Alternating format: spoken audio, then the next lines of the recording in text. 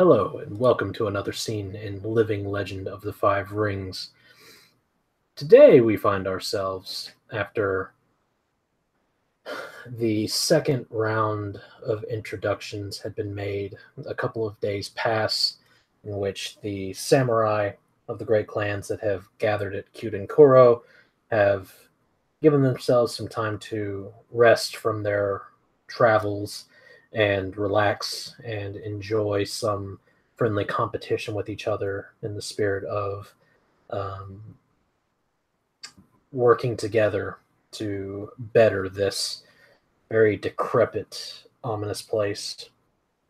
Such an atmosphere hangs over Kyudenkoro, like the mists that roll out of the Shinomen Forest every so often, every day, really, but intermittent throughout the day. Fog banks sort of just roll out of the forest. Today, however, it is in the morning, and you have been summoned to meet with Akodo Takao, who is the commander of the garrison at Kyudenkoro and the de facto general and leader of the military in Kyudenkoro, such as it is.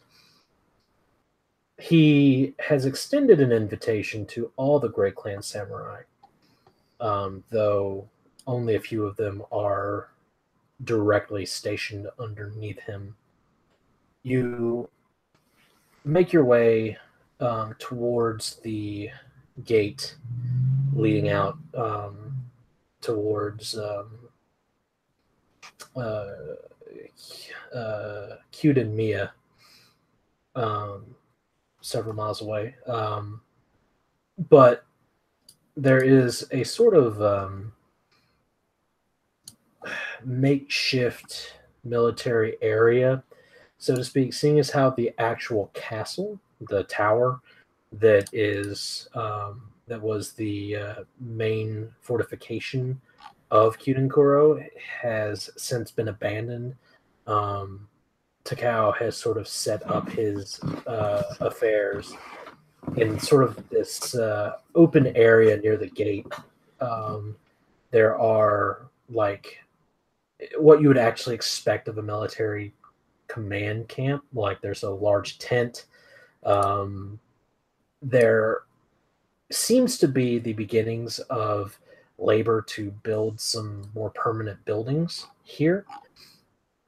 Um, but for now, he everything just sort of has a makeshift quality to it. There are several uh, imperial samurai sort of milling around, doing overseeing various things as the Haman laborers um, go about, bringing in the supplies for the buildings and such. Um,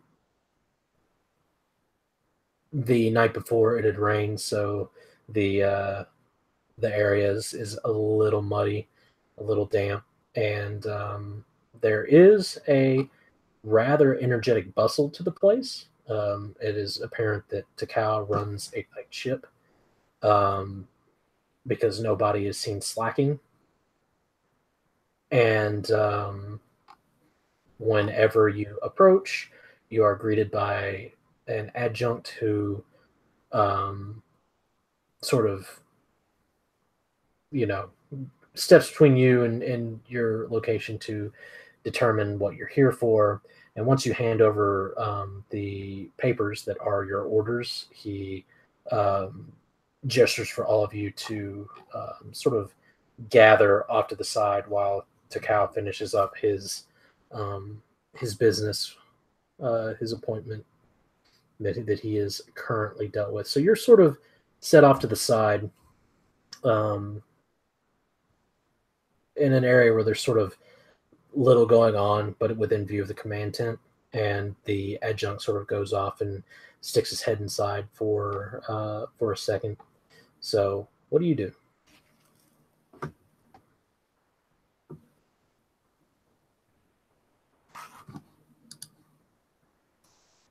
Well, Makoto is going to get comfortable, preparing herself to wait for a while.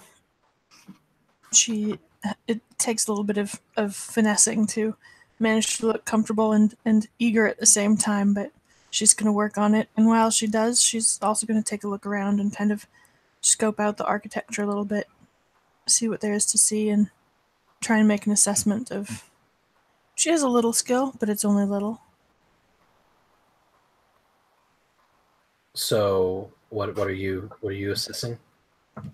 Just kind of how well the place is designed. Okay, so you are going to make an engineering roll. Yes, that is what I'm going to do. Do you have an emphasis in fortifications? I do not. Okay. Let us move to dice roller 1. Where did it go? There we go. Okay.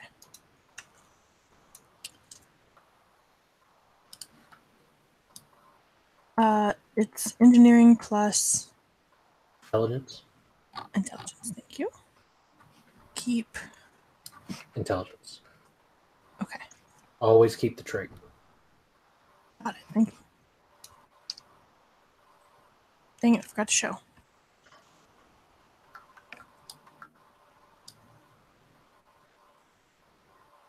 With a 9, unfortunately, though you have studied perhaps more than the rest of your crane counterparts, nothing stands out of this place. This is clearly not a fortified area. Mm-hmm. This is a, there's a wall here and it is defensible, but this is not a stern military fortification like the ones that you've seen in Daidoji lands. Far surpass this. The ones you've seen in the Crab are like on a different level than even that. Okay. So this is as bare bones as it gets. It is more defensible than your average city, but if an army decided to attack this place, they would have no trouble scaling these walls. But that's what you see. Also, as you are sort of scanning the walls, you'll notice that there are a handful of crow samurai in their distinctive black and white colors, sort of dotting the wall every so often. And every now and then you sort of make eye contact with one, and his expression isn't inscrutable, but the second that you make eye contact, he looks away. She does a lot of like starting to nod or bow her head, but as soon as they look away, she's like, so she's gonna get a crick in her neck. What about the other two?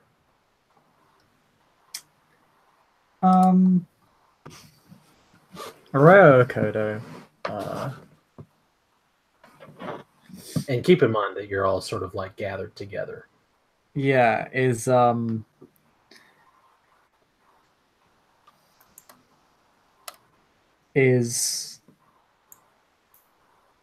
I guess then the group notice he's the way he seems to carry himself is fairly typical for that of a samurai, although he comes across as perhaps a little bit stern and cold. Like his face comes across as very very businesslike, a little bit cold, a little bit analytical, and like Makoto, he's kind of assessing the situation in the camp. Although he's paying a bit more attention to the people rather than the fortifications. Aren't you just assessing what appears to be combat readiness? And actually, considering this is probably the first time he's actually seen Crow Samurai in a situation where they might at some point need to fight, is paying close attention to them in particular. But see real fast. He's largely just assessing combat readiness of the camp. Hang on just a sec. Trying to ignore the crane samurai that is near him. Oh. Crab samurai. Oh, look, there is a crab samurai. But what? There's no crane here. What are you talking about?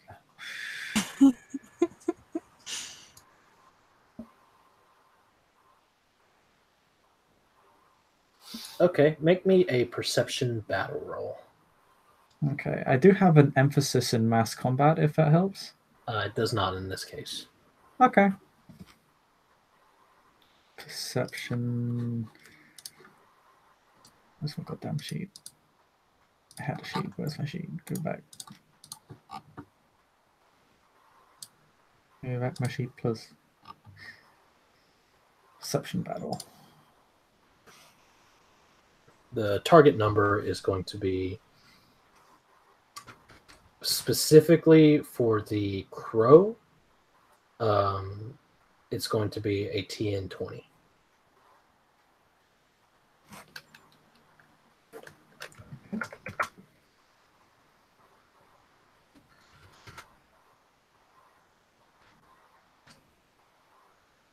And I keep as many as my traits, right? It'll automatically do the math for you, but yeah, as far as your pool goes, you always keep the trait that you're rolling, so you keep your perception. Okay. Nice. That's not wanted.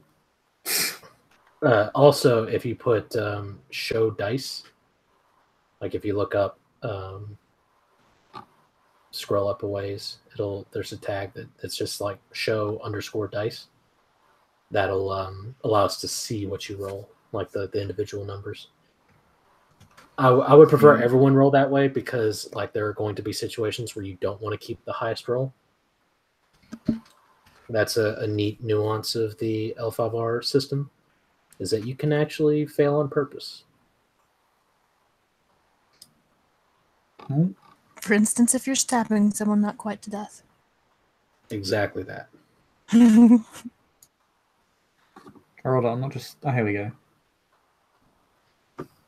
Okay, so with the 23, you are pretty well skilled in the ways of battle. You are a student of the illustrious Akodo Bushi School, after all. The greatest generals in the Empire come from the Akodo Bushi School. Every clan sends their generals to the Akodo Bushi School to learn their ways. So you, with your unique insight, can tell that if an attack happened right now, the crow would be in no way ready to defend it. And what's worse, they're like, as you're just sort of observing them, there is a almost imperceptible sense of melancholy just sort of like lingering over them like a shadow. Like you can just tell in their body language, the way they are, that you know, whether it's the events that have led them to basically lose control of their own minor clan, like they're holding, their champion just recently passed away, whatever the case may be, they're not in a good place. So you would recognize that the Akodo general has his work cut out for him in getting this place whipped into shape. As far as the other Great Clan samurai go, well, they're standing around you, so that's up to them and up to you to decide how much your faces are showing. I'll do the crab the great service of giving them the benefit of the doubt. The crane? Excellent. For his part, I don't know that it would warrant a roll, but Sojiro has been just kind of casually looking around, mostly at his immediate surrounding, and just kind of just checking himself out. Just like, okay, Everything's sturdy. Everything's ready. If something happens, something breaks out, I'm good, ready to go. Excellent. Yeah, you don't even need to roll. You coming from Crablands and having served on the Caillou Wall itself, on the Great Carpenter Wall, you know that these are not walls. No sirree. These are paper mache pretending to be walls. But as you guys sort of linger and wait, about 15 minutes pass, and the tent flap opens, and you see what looks to be a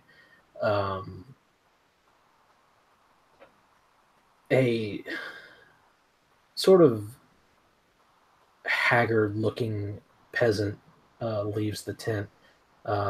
Very deferential, keeping his head down, his eyes on the ground, not looking at any of the samurai as he passes, and he quickly makes his way out of the area. And after a moment, the adjunct returns to you and says, Akodo-sama will see you now.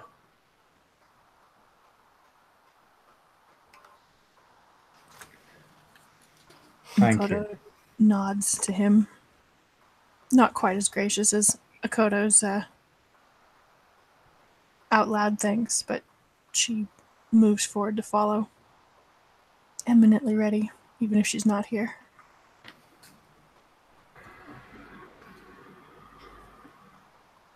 She'll be not here in front of you. I think there will be a moment where Sojiro is just kind of looking at Reo. It's kind of like, who's going to take up the rear?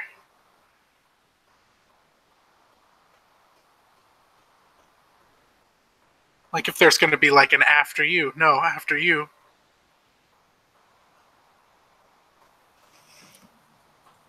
Does Akodo-san find the prospect of a crab leading him into a command tent bothersome?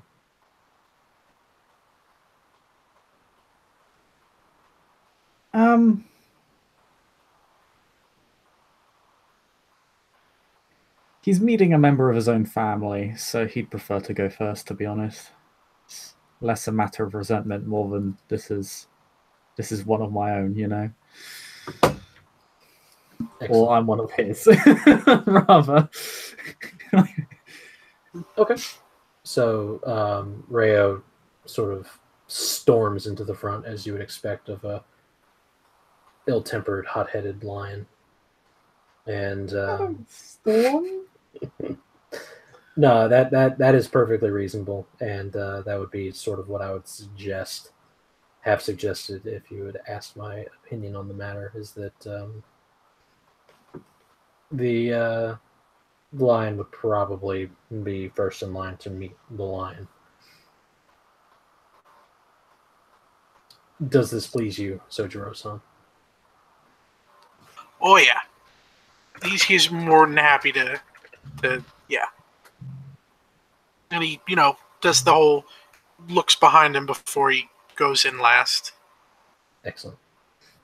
So as you guys enter into the tent, the furniture, though it is light and practical and is clearly meant to be moved at a moment's notice, is pretty ornate. There is some slight age to it, much like the man standing before the table itself, over which is spread a map held open by several small weights that are elegantly crafted lion heads, and several piles of scrolls lay nearby as well. There appear to be personnel charts in front of them. You see names and the like, but you don't recognize any of them, so that would be your guess. And as all of you enter, he looks up from the map with just the second that his eyes meet yours, you can tell that this person knows that he is of higher status than you, and you know that he is of higher status than you. And as a line would, his expression does not change, and there is a very expectant uh, pause, as if to say, "You know what to do. Do your thing. Be polite, or else." How deep of a bow is polite? That will be the depth of Makoto's bow. I wanted to bring this up actually the other night when we were having the intro scene. It's a good thing that you mentioned it. As far as bowing goes, the depth of your bow is basically how much difference you're showing. So the deeper your bow, the more different you are. Mm-hmm. Generally speaking, a completely like 90-degree angle bow is pretty stock for somebody that you know is going to be your leader, your commander. Mm-hmm. As far as if you are sort of on the same level as another samurai, how deep you go, generally speaking, you'll give each other the same amount of respect. So if someone just sort of barely leans, kind of nods, kind of in a head nod at the same time, then it is perfectly acceptable for you to do the same. That is like, the kind of keeping the status quo is what's expected. If you want to show more deference to the person, if you want to flatter them, bowing deeper. If you are someone who is above another person in status, bowing deeper than them is really not okay. Like that doesn't really happen. But if you're on the same status level, like all of you are with each other, you just sort of give what you want. Like it's real easy to just sort of, if you don't respect somebody, you're not going to give them a deep bow. If you have no reason not to respect somebody, then you would give them a pretty substantial one. It's just kind of play it by ear. But definitely with a superior, you want to get that 45-degree angle. And if it's like your lord, the person that you directly serve, not in a job purpose, but your feudal lord, a lot of the times it's appropriate to just get on your knees and prostrate yourself. Mm-hmm.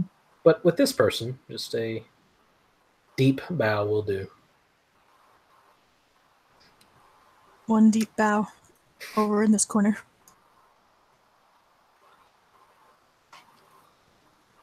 Akodo likewise gives a deep bow to a very precise angle. He is his commander, no more, no less, but he won't go overboard as polite as it may look. It may also be seen as groveling, and he does not grovel. Excellent. So like a can of respect, like right in line with them. Sojiro, gives a 45. The deep bow. Okay. So whenever everyone bows more or less at the same time, the general sort of smiles and says, "My friends, it is good to see you.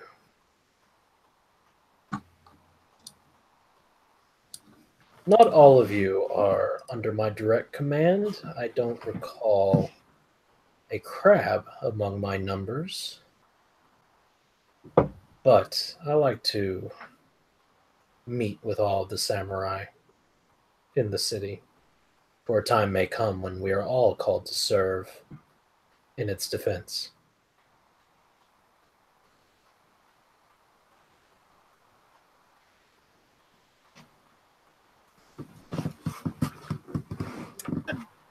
Sojiro will just give an additional, like, small head nod. I am Akodo Takao. I lead the garrison here. We are beset with troubles. Troubles that I wish to bring a swift end to. Would that we could get by with uneventful, boring guard duty. That is not our lot. There's much to fix in this land.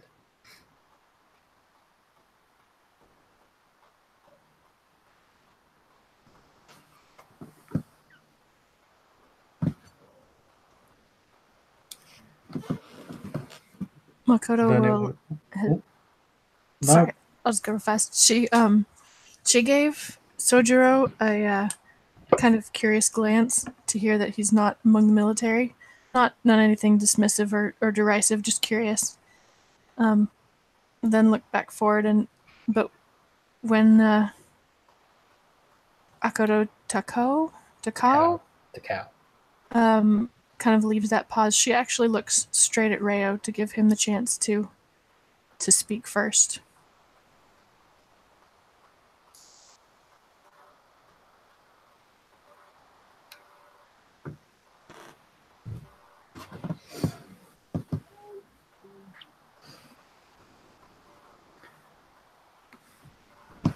Sorry, I'm an asshole for interrupting to let you go first. That's the worst thing. I'm Well, you're such a gonna go dick. I'm first. sorry. It's fine.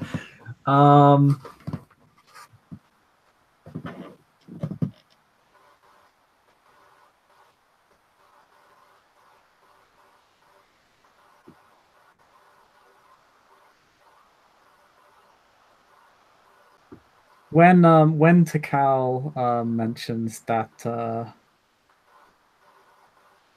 they need to put a swift end to the problems besetting the garrison,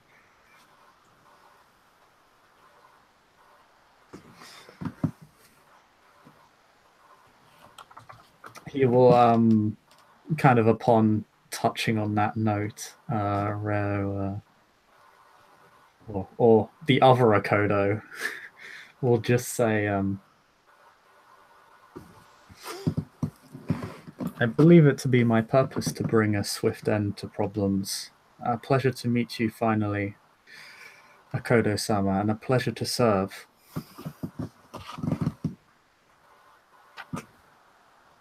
He says, very confident.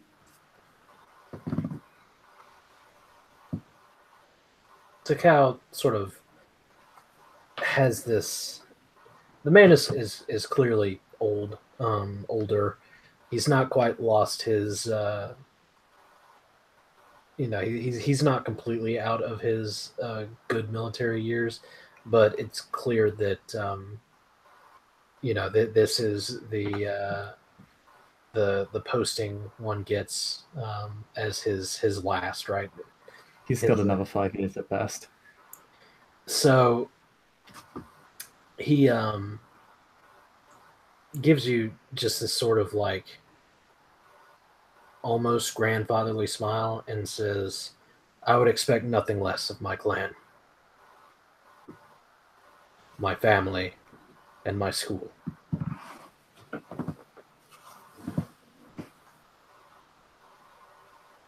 And he looks over to Sojiro and says, and what purpose will you be fulfilling within Kyuden Koro? I will be serving Bayushi Shibata-sama. Exploring the wilds, charting them out. Hi. It's a shame I could use your Tetsubo. But I understand we are not always so lucky to choose our posting. And he smiles. Not a toothy smile, but one of like a mutual warrior admiration kind of like, yeah. Oh, You served on the wall. yes. Yes, sir. You've seen what's in the Shadowlands. This smile quickly fades and does a quick, respectful head nod. I have, sir. You know that this forest has a sinister reputation of harboring strange things. Although none have been confirmed to be of the Shadowlands, I would not be surprised if there were some tainted creatures roaming that forest. You'll have to have your wits about you.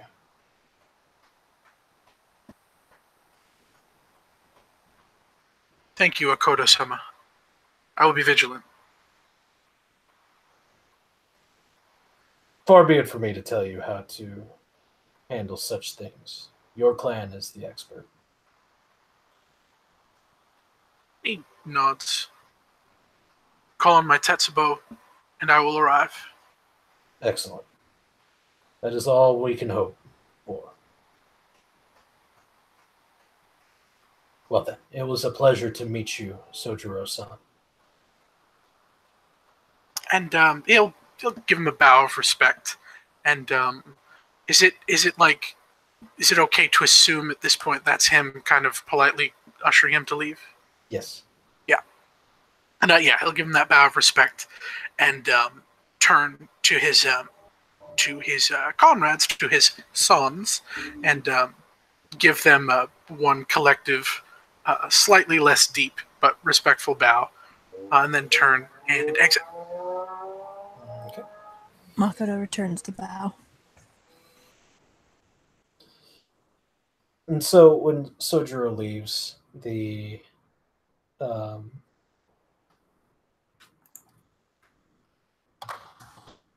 general sort of looks between the other two of you and says, unfortunately, there are not a great many samurai under my command. Less than 20. You two are some of them. And of those 20,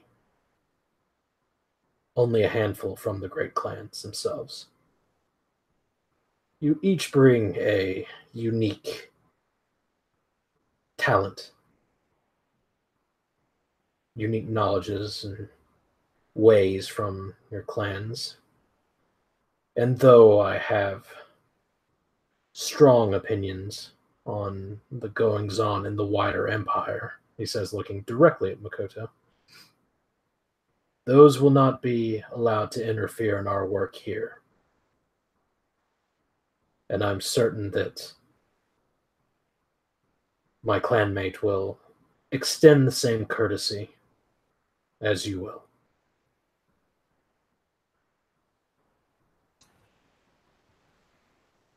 She nods graciously, deferentially. When he mentioned the goings-on in the wider empire, her eyes kind of wandered away. But she nods, and it seems to mean it. And if the pause stays expectant, like she probably should say something. It does not. Okay, excellent. But as Great Clan Samurai, my expectations for all of you are much higher than those of the Imperials and the Crow. They are but a minor clan that can't be helped. And the Imperials, well, the Imperials do what they will do. My garrison does not contain many of the Sepun. I'm sorry, he said many of the what? The Sepun family. Oh. They are the Imperial family, most commonly known as the defenders of the Imperials.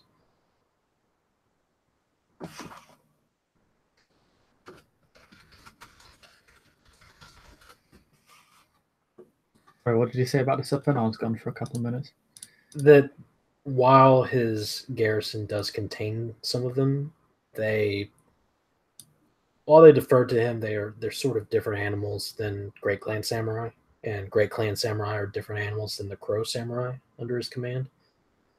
So he has higher expectations of you being from great clans than from a minor clan or an imperial family. And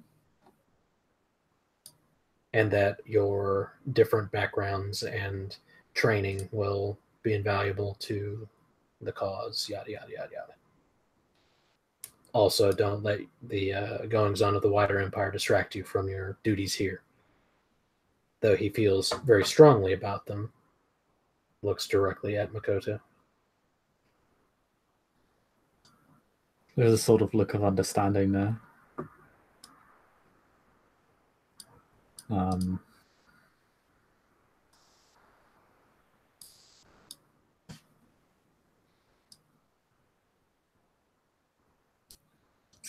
Of course, we all serve the Emerald Empire.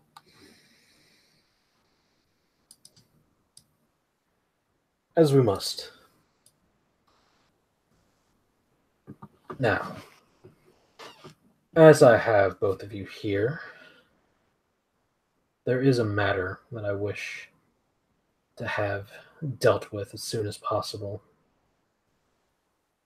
I've recently gained intelligence that a nearby farming commune, key to the continued prosperity of Kyuden-Koro, especially with the new influx of inhabitants, it is key to keeping this place fed. It has been recently inhabited.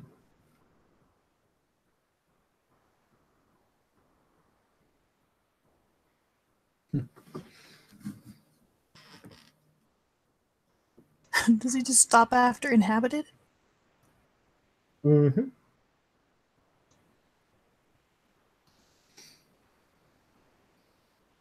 Can I roll By P&E? whom? Oh. Okay. No, go ahead. He's asking the same question her eyes are going to ask. It's nice to have a lion around.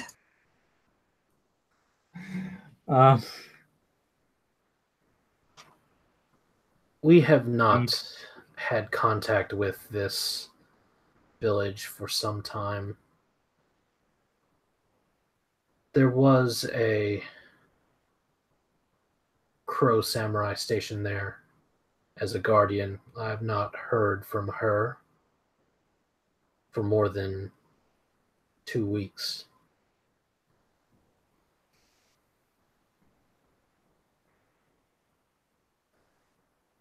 Oh, see, is there like a kind of a table of like, is the map out on the sort of? Yes. How far away is this place? Like, how long would it reasonably take us to get there? It would take you a good day of solid travel. It's about 10-15 miles from Kyuden-Koro. Okay. And he says, we are not certain as to the identities of those who have taken the town. I assume the Crow Guardian to be dead. The Hayman could not describe them as anything more than bandits, but if that is the case, then they need to be destroyed and the town protected once more. I consider this a important mission, but not one that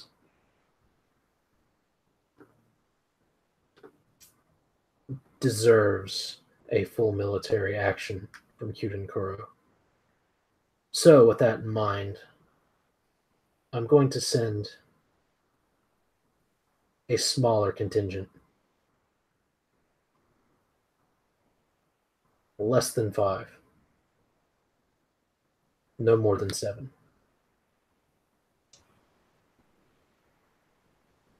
Preferably less than 5, no more than 7.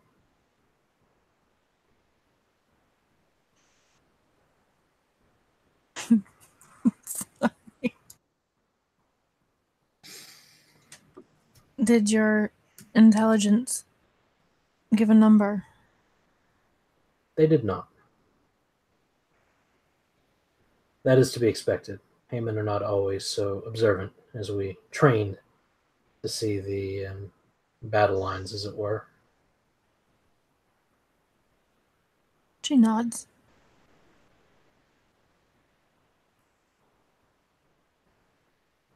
In this endeavor,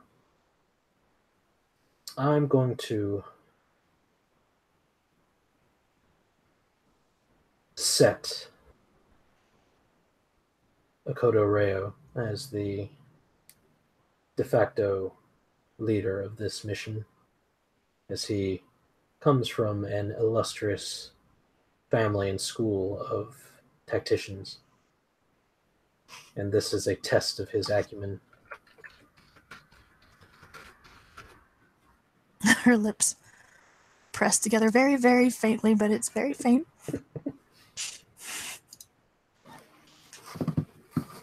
So once you have assembled your team, as it were, I expect you to act swiftly, but carefully.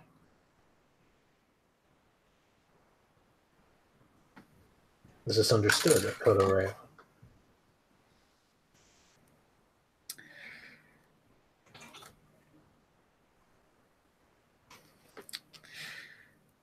I understand, Akodo-sama. I'll have a team formed post-haste and deal with the situation as soon as possible. It would perhaps behoove you to reach out to the specialists in the Exploration Corps and those serving under Itaku Ji-yun. They may have some particular skills that may be valuable to you.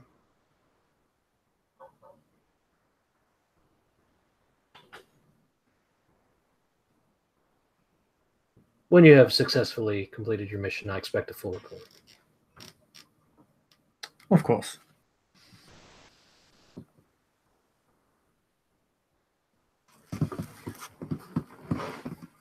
With that said, you're dismissed. I expect great things from all of you. Great things indeed.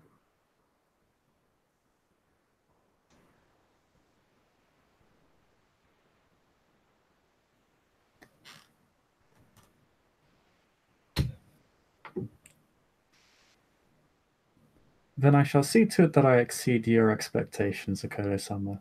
Thank you.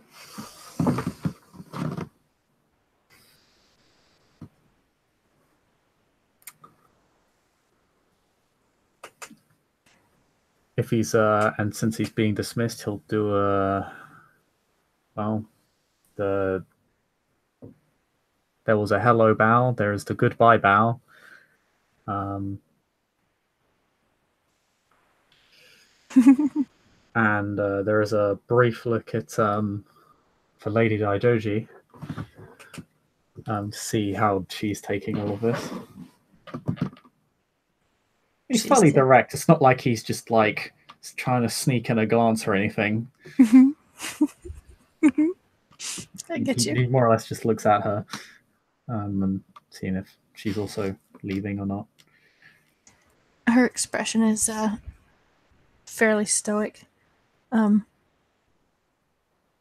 he glances her way, she meets his eye, and then she turns back to also bow to what's his name? Akodo Takao. Takao. Akodo Takao.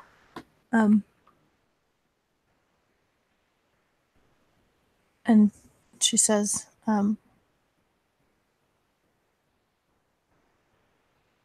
I share your expectations, my lord. And then, with her bow complete, she will follow Rayo out.